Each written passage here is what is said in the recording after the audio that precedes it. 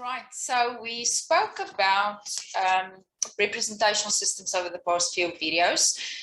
A different word for representational system is also modality. Now, if you don't know the whole concept around representational systems, or rep systems is what we call it for the short version. If you don't know that, go back and watch the videos, but the short description is, or the short definition, and the things that I spoke about was our five senses. Using our five senses, we make sense of the world around us. We take in information around us and our brain processes it. And there's then a ton of things that happen based on that. Now, then on the back of that, we've also looked at how our brain processes experiences, recall those experiences and emotions, and then also eventually beliefs using those modalities or our representational system. So what I want to speak about today is the qualities of the representations that our brain make based on certain things that are happening. And we call that submodalities. So what that means is that the information that comes in from the environment, there are certain properties to that, there are certain qualities to that will even further enhance, I almost want to say, your beliefs, or instill beliefs, or create beliefs. And I'll explain to you what I mean by that. When we talk about submodalities, what we talk about is, for example, if you have to imagine an event, let's say you think back, you close your eyes, you think back to a holiday, your let's say latest Easter weekend holiday. The picture that you see in your mind, is the picture colorful or is the picture black and white? When we talk about the audio that we hear, if you use that same picture and you ask yourself, let's say the picture or the image that you have in your mind about your Easter weekend or holiday is where you lie on the beach, for example. Then you can ask yourself, while lying on the beach, did you hear any voices? What do you hear around you? That's the quality of that modality, in other words, submodality. Then we can even go as far as, how does that make you feel? How you might say that I feel the warmth of the sun on my skin. That's the feeling that you have for that particular memory. Now, what I want to do in today's videos, I actually want you to experience what it is that I mean by when we talk about submodalities. So once you've experienced it, you will understand it a little bit better. You will then also understand, I mentioned many times that there's a right and a wrong way to do affirmations. There's a right and a wrong way to say positive things about your life. And then in the work that I do, a right and a wrong way of doing visualization. Just thinking, it's this concept about, I always say that people always visualize themselves as rich people, like they even speak like, one day when my ship will come in, all of that kind of stuff. Now, if visualization was that easy, we would have all been rich by now, right? Everybody would have had a ton of money that they don't know what to do with, but that's not the case, right? So there is a right way on how to do visualization, and this is sort of the precursor of that. So I want you to go ahead and close your eyes. If you want to, you don't have to do it, but closing your eyes helps you to not be distracted by things that's going on around you. And I want you to recall a pleasant experience that you've had recently. It can be an experience that you've had a long time ago, a childhood experience. It doesn't matter. It doesn't have to be a big, massive thing. It must just be something that was pleasant, something that where you had fun, and it was maybe exciting for you to do it or to be in that experience. Just be mindful that you make sure it's a pleasant experience, because oftentimes we have strong experiences and we confuse them for pleasant experiences. Strong experiences are not necessarily a positive experience. So just make sure that it is indeed a pleasant experience. So what I want you to do now is just imagine and get a picture of that experience in your mind. And I want you to answer these questions as I ask them. Don't think about it too much. There's not a right or a wrong answer.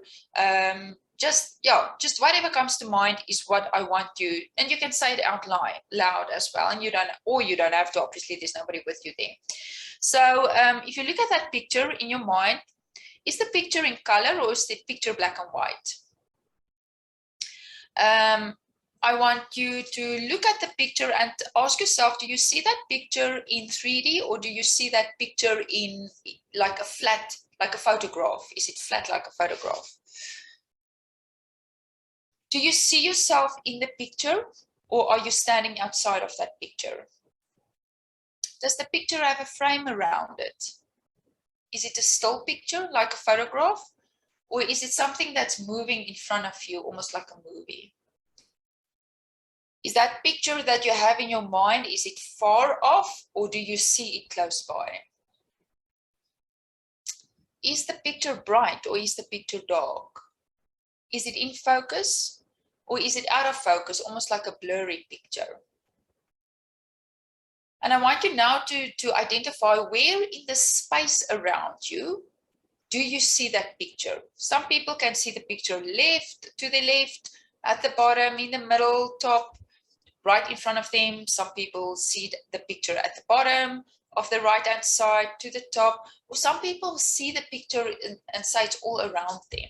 Doesn't matter where it is, just identify where around you see that picture in your mind. Okay, so you can open your eyes now. The qualities of the representations identify a number of submodalities. So we have just worked with those submodalities. Like when we speak about a visual picture, we look at the color of the picture. What does the picture look like? How bright is it? Is it dim? There's a ton of things that you can work with, but those are the submodalities of whatever experience you've had and how your brain has processed it. Now let's do the same with the auditory system. Now, before I start with that, just know that for people, the ease of doing this is going to be different. Some people need to practice this to get into the groove of things. Some people, if they're not a visual person that represent things and the world around them visually, the visual one is going to be a little bit difficult for them. Some people grasp the audio one better or the auditory one better because they are more tuned into the noise and the sounds and things around them. And some people are more represent the environment more from a feelings perspective. Kinesthetic is what we would call that. So don't worry if the one is easier or more difficult than the other one. It doesn't matter. So I want you to close your eyes again. And you can use the same experience that you've just recalled now, the same picture or same image. You can bring that up again in your mind. And I want you to identify whether you hear any sounds around you. And then I want you to notice whether these sounds are soft or whether they are hard. Are they loud? I want you to notice whether there's a soft tone to the sound or whether there's a harsh tone to the sound. I want you to notice whether the sounds are fast moving. Is it like blah, blah, blah, blah, or is it slow sounds? Or somewhere in the middle, it can even be. I want you to notice how clearly do you hear these sounds. Very clear, maybe not clear at all, maybe somewhere in the middle, doesn't matter. And I want you to identify whether you hear these sounds in stereo or in mono. All right, you can open up your eyes for those of you who've closed your eyes. Granted that this information is geared towards coaches. I know a lot of coaches work with kids, and even in the classroom, this is an excellent exercise you can actually do in the classroom with the kids, just to practice their submodalities. Now, kids, for submodalities for kids come easy because they have not unlearned the stuff that they naturally inclined to do. As adults, we have unlearned a lot of stuff. But you can help them by doing this exercise, maybe once a week in your classroom, but you can help them to sustain and maintain that ability to be able to tap into those submodalities. Now, making these distinctions in our internal representation of the world right around us is function almost as building blocks of an experience that we have. Now, the interesting thing is it provides the brain and your nervous system, so those qualities, provides your brain and your nervous system with a message to tell your body how you should feel based on how it is representing that entire experience and how it's using submodalities to represent that entire experience. This is very important to grasp because it means that the quality of your experience, and now I'm not talking about whether the experience was intense or not intense. That's not what I'm speaking about. I'm speaking about the submodalities, because now it means these submodalities is what's going to determine how you feel. So if you take two individuals that have the exact, you would never get that in life, but let's say we are in a perfect world, two individuals that have the exact same experience, they're internally processing it, the modalities, and they see exactly the same thing, everything's exactly the same, but the qualities they give to the experience is going to differ. So one person, because the quality of the experience is different, they might see it as a pleasant experience. The other person might see that exact same experience because the qualities, they've applied different qualities to that experience, will see the experience completely and experience it completely different and not like it, or maybe don't like the feelings that come with that at all. So this then also means that the brain determines the parameters of our experiences by using these submodalities. Now, the reason why these submodalities or qualities of your experiences are important is if you change the quality of that experience, you can change the message that goes to the brain that tells the person how they should feel. This is powerful. I'm going to say that again. If we play around, and I do this all the time, and this is what we also sometimes do with visualization, but if you play around with the quality or of the experience or the modality, or what we would call submodalities, if you play around with that and you change that, you can change the message that goes to the brain that tells the body how you should feel and subsequently how you should respond. So to give you an example, essentially, and I've mentioned this in one of the previous videos, essentially what you're doing, you give a different meaning to the experience so that your brain can tell your body to feel differently based on the meaning that you give it. This is very powerful because you can change a lot of beliefs that way by changing the qualities of the experience. And I've done a workshop on this specifically. I actually spoke about the difference between self-concept and versus self-esteem. And I speak fairly, I think it was about 30 or 45 minutes, the workshop, where I touch on this and speak about how you can change your experience or the meaning that you attach to experience so that you can feel differently. So to give you an example, I had an athlete that I worked with. She ran her first marathon. And when she came to me, that was not the reason. We had a few sessions and then we came across that event. She absolutely hated it. She hated it. And it wasn't so much, and actually after that, she didn't really like running. It was her first ever marathon that she ran, and she didn't really like running after that, but she was a brilliant athlete. So when we looked at the event, actually, the afterwards, it's not so much what happened during the 42 kilometers, but the way she felt afterwards. was what determined how she experienced the event. The fact that she was tired, she was lying on the ground for 30 minutes, and she was just completely exhausted after it was not a fun experience for her at all.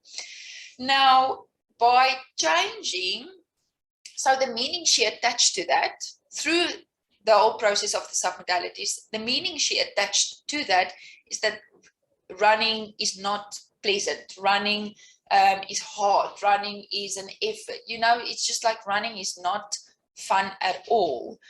And the moment we could change that to attach a different meaning to that experience, the experience is going to stay the same. You can't undo the fact that it was the way that the marathon went, for example, and the sequence of events. You cannot change that. That is also many times when I work with people, I might not even bother about the content of, let's say, they come with they had a bad experience on field, or they had a bad experience in an event. I don't even bother about the content because the content doesn't matter. The actual event that happened doesn't matter. It's about how they have shaped that experience and the meaning they've attached to that experience. That's the part that we want to work with.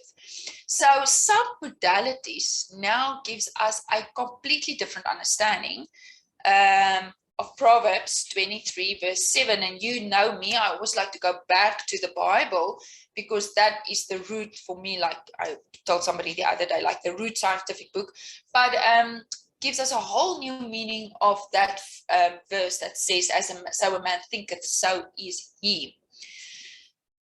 I believe this was helpful for you. If you like the videos, subscribe to my channel. I will continue to do these NLP short sessions. I do have an upcoming workshop this Thursday. It's a public holiday Wednesday. So on Thursday afternoon, my afternoon, I'm doing a workshop on modal operators. Those are more around the words that we use and the phrases that we use. And I'll pick one thing and explain to people. What I did in the previous workshop, we spoke about generalization. When people use the phrase like all the time, everybody hates me, anyone, nobody loves me. If you are in a conversation with somebody like that, what are the questions and phrases that you can respond with to make it a fruitful conversation? So we all have a lot of athletes and people that come to us and say, I will never be good enough, I will never this or whatever. So I pick one of these, what we call modal operators, or phrases that people use. And then I give you some practical examples that if you are in a conversation with somebody, how do you respond as a coach to that athlete? So yeah, I hope it was useful. I'll see you again in the next video. Bye.